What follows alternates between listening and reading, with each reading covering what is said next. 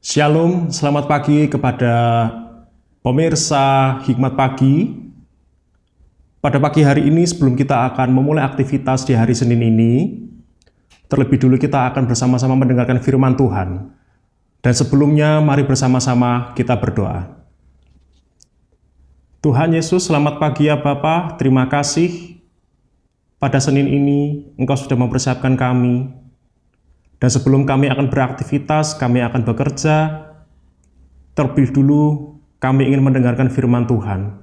Kiranya firman-Mu ini dapat menggerakkan hati kami semua, firman-Mu dapat masuk di dalam hati kami, dan dapat kami renungkan, dan dapat kami praktekkan pada hari ini. Kiranya firman-Mu bertumbuh di dalam diri kami. Terima kasih ya Bapa, dalam nama Tuhan Yesus kami berdoa. Amin. Hikmat pagi ini temanya obat yang manjur. Dan firman Tuhan terambil dari Amsal 17 ayat yang ke-22. Berbunyi demikian.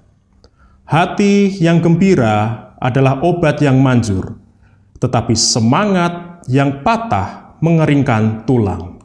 Demikian firman Tuhan. Selamat pagi saudara-saudara.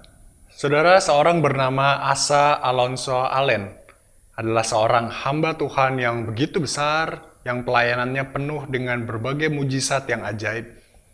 Dalam sebuah KKR di Los Angeles, Allen mendoakan seorang wanita yang bobot tubuhnya mencapai 500 pon. Kemudian saat Allen menumpangkan tangan ke atasnya, dalam sekejap saja, bobot wanita itu menyusut sehingga bobotnya tinggal 200 pon. Akan tetapi, akhir hidup Allen sangatlah tragis.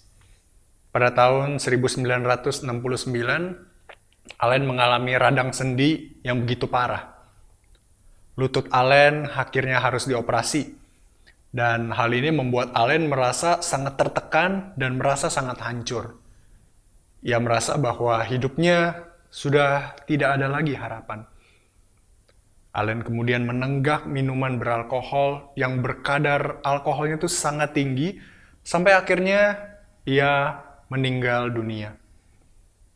Dokter menyimpulkan bahwa penyebab kematian Allen adalah kelebihan konsumsi alkohol dan juga peresapan lemak yang ada dalam hati atau livernya.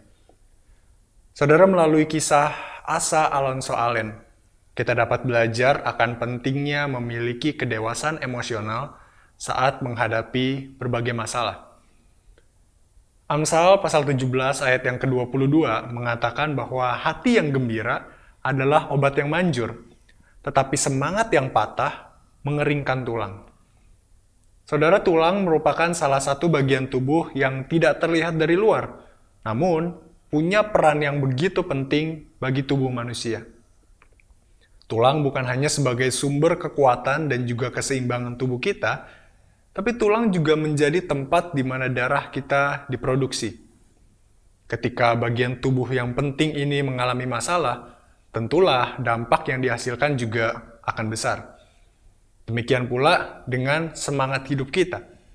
Semangat itu adalah hal yang sangat penting buat kita dalam menjalani kehidupan ini.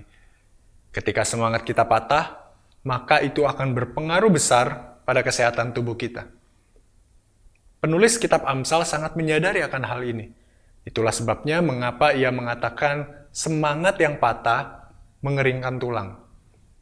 Dalam terjemahan lainnya dapat dikatakan bahwa hati yang gembira bagaikan obat yang memberi kesembuhan, tetapi semangat yang patah melemahkan tubuh.